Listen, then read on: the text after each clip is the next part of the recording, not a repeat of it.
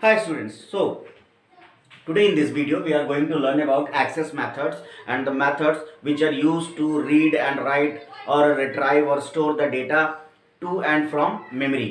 तो किसी भी मेमोरी में डेटा को कैसे स्टोर करते हैं, कैसे रीड करते हैं, कैसे राइट करते हैं, उन सारे का मैकेनिज्म क्या होता है उसके बारे में स्टडी कर रहे हैं। तो प्रीवियस वीडियो में हम लोगों ने डिस्क के बारे में पढ़ा था, डिस्क के ऑर्गेनाइजेशन के बारे में पढ़ा था, डिस्क का एक्सेस मैकेनिज्म क्या होता है उसके बारे में पढ़ा था, यानी जो डायरेक्ट एक्सेस होता है वो क्या होता है। डिस्क के बारे में हमने समझा था कि डिस्क पे आकर डेटा किस तरीके से ट्रैक्स और सेक्टर्स में ऑर्गेनाइज होते हैं।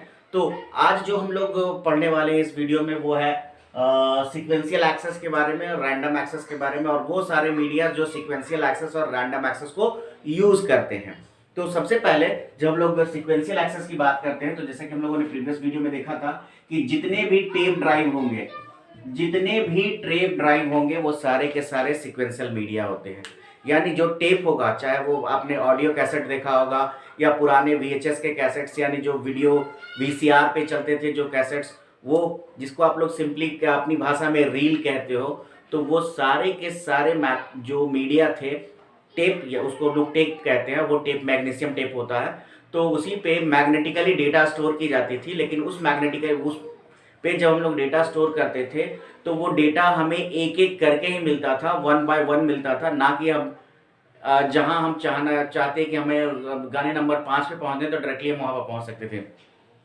तो कुछ इसको इस तरीके से समझिए कि हमारे पास जो, अगर आपने देखा होगा कभी वो ऑडियो कैसेट, तो उस ऑडियो कैसेट में क्या होता था कि अगर आप साइड ए और साइड बी होते थे उसमें, तो उसमें अगर आप पहले नंबर वाले गाने पे और आपको 5वें नंबर वाला गाना सुनना होता था तो आपको पूरा का पूरा कैसेट फॉरवर्ड करना होता था, तब आप उस पर्टिकुलर लोकेशन पे पहुंच जाते थे।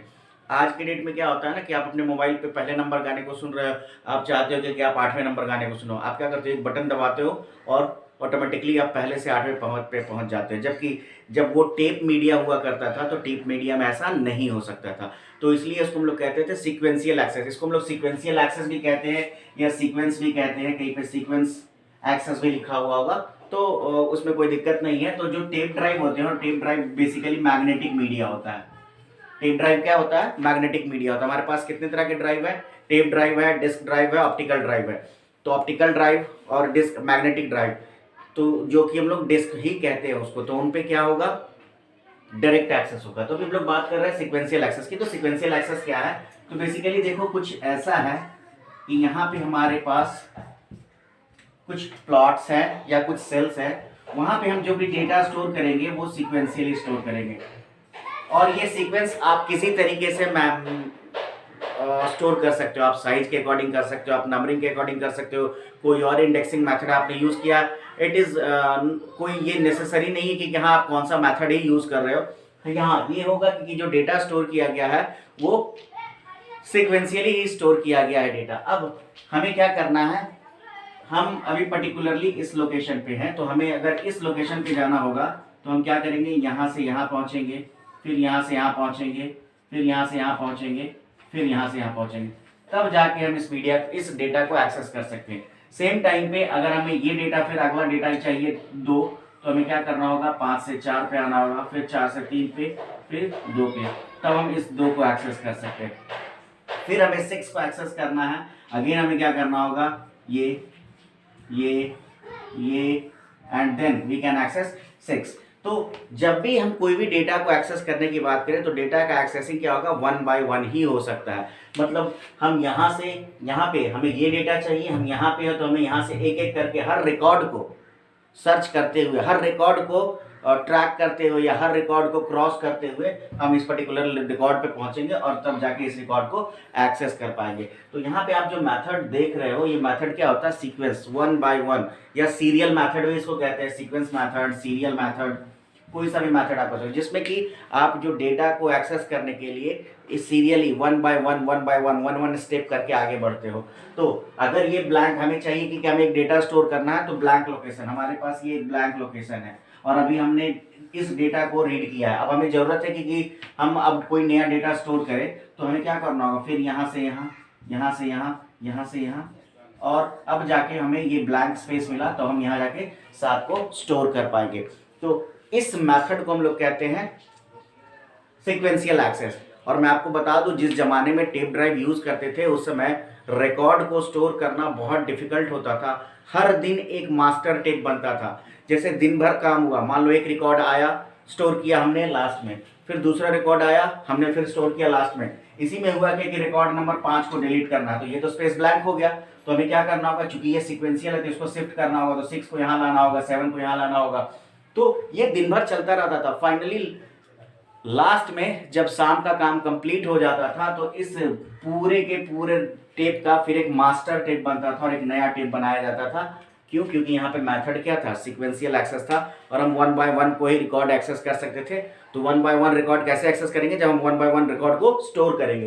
तो ये बहुत कम्बरसम मेथड था लेकिन पहला मेथड तो यही था, तो इसको हम लोग छोड़ नहीं सकते हैं क्योंकि हमारी शुरुआत यहीं से हुई है डेटा की स्टोरेज की।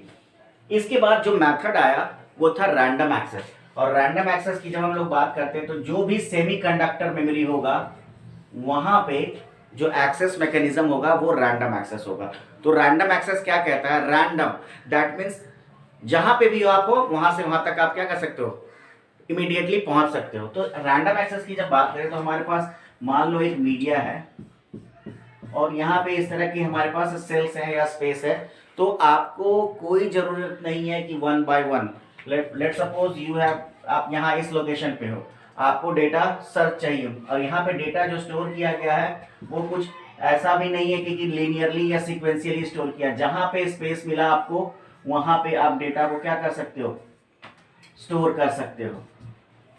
ठीक है, आपको मिला कि आप इस पोजीशन पे, आपको चाहिए क्या, रिकॉर्ड नंबर 10, आप डायरेक्टली यहां से यहां तक पहुंच सकते हो।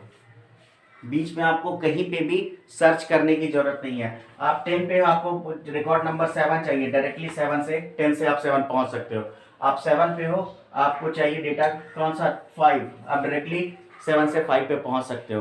तो this method is known as random access. Let suppose यहाँ का हमने एक डेटा डिलीट कर दिया है, कोई इश्यू नहीं है, ये ब्लैंक हो गया, कोई डेटा में स्टोर करना है, हम अभी यहाँ पे हैं, हमें ब्लैंक स्पेस चाहिए, हम डायरेक्टली यहाँ से यहाँ पहुँच गए और यहाँ पे जो भी डेटा हमें मिला वो डेटा को हमने क्या किया, स्टोर कर दिया।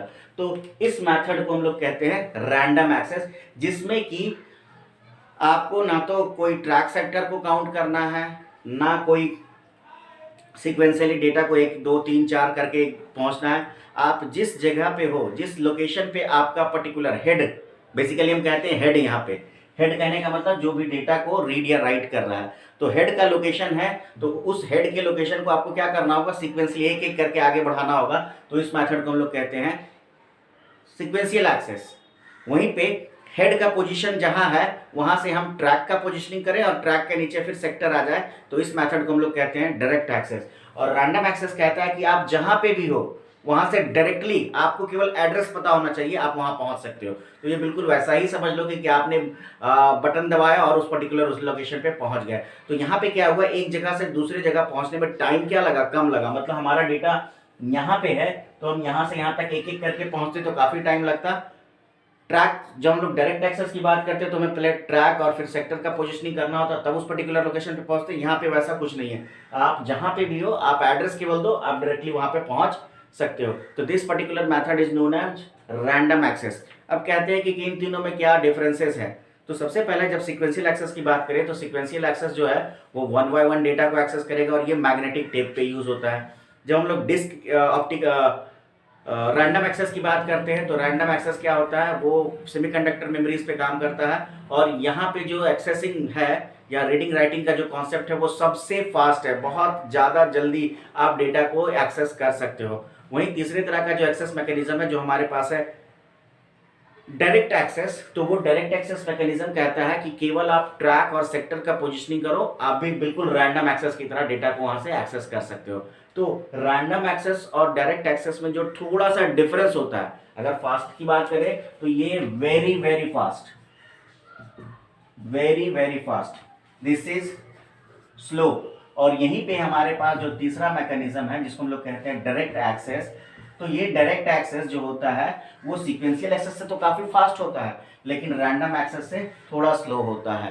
तो थोड़ा स्लो भी जो हो रहा है वो स्लो क्या है, तो याद करो पिछले वीडियो में हमने पढ़ा था क्या, डिस्क का एक्सेस टाइम, जिसमें हमने कहा था seek time plus latency time, यही जो टाइम होगा वो ज़्यादा लगेगा रैंडम एक्सेस से।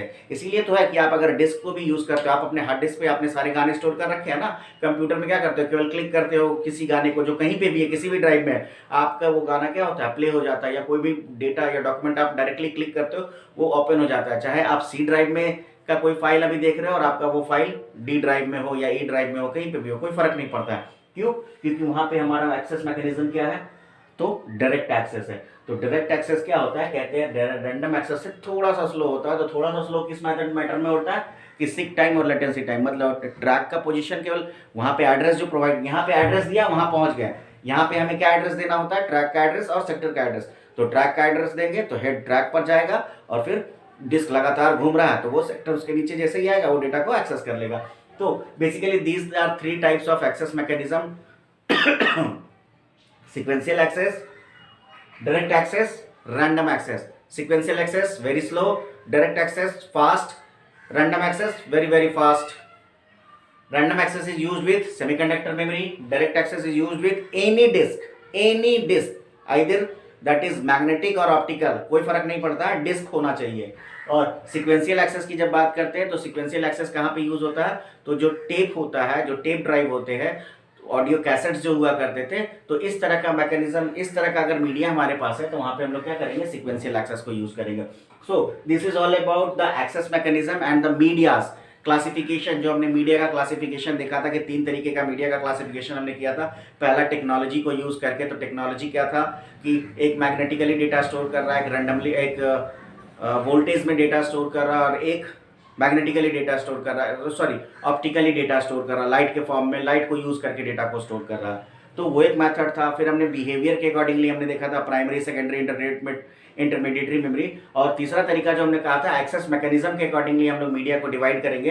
तो एक्सेस मैकेनिज्म के अकॉर्डिंगली मीडिया को हमने डिवाइड किया, वो कैसा है, एक सीक्वेंशियल मीडिया हो गया, एक डायरेक्ट एक्सेस मीडिया हो गया और एक रैंडम मीडिया हो गया। रैंडम मीडिया में कौन सा मीडिया आएगा, जितने सारे सेमीकंडक्टर होंगे वो रैंडम मीडिया में आएंगे, जितने सारे डिस्क होंगे वो डायरेक्ट एक्सेस मीडिया में आएंगे या डायरेक्ट मीडिया में आएंगे, और जितना भी टेप होगा वो सीक्वेंशियल मीडिया में आएगा। तो अब आपका जो क्लासिफिकेशन होगा, आप किसी तरीके से किसी का भी क्लासिफिकेशन कर सकते हो। मैं एक छोटा सा क्लासिफिकेशन देने की कोशिश कर रहा हूं, आप यहां देखें।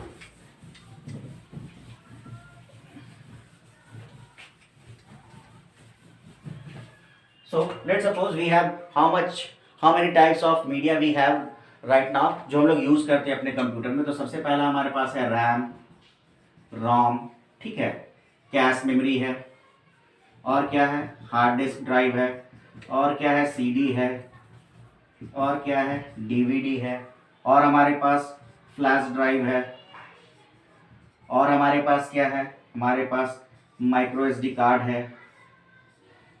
तो अगर आप इसको क्लासिफाई करो कुछ इस तरीके से, तो रैम ये किस तरह का मेमोरी है, तो सबसे पहले type of memory,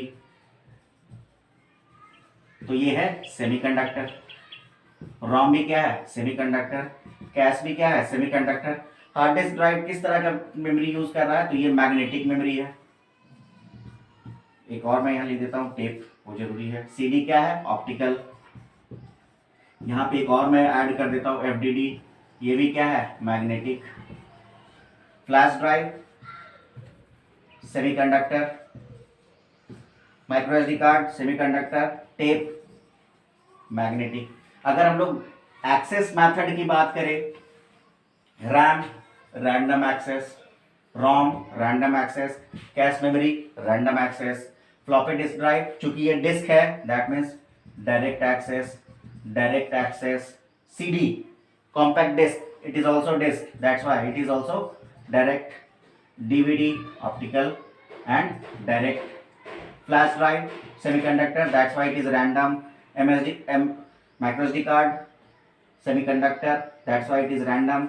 and when we talk about the tapes, then tape जहाँ पे आएगा वहाँ पे हम लोग क्या कहेंगे, ये sequential memory है।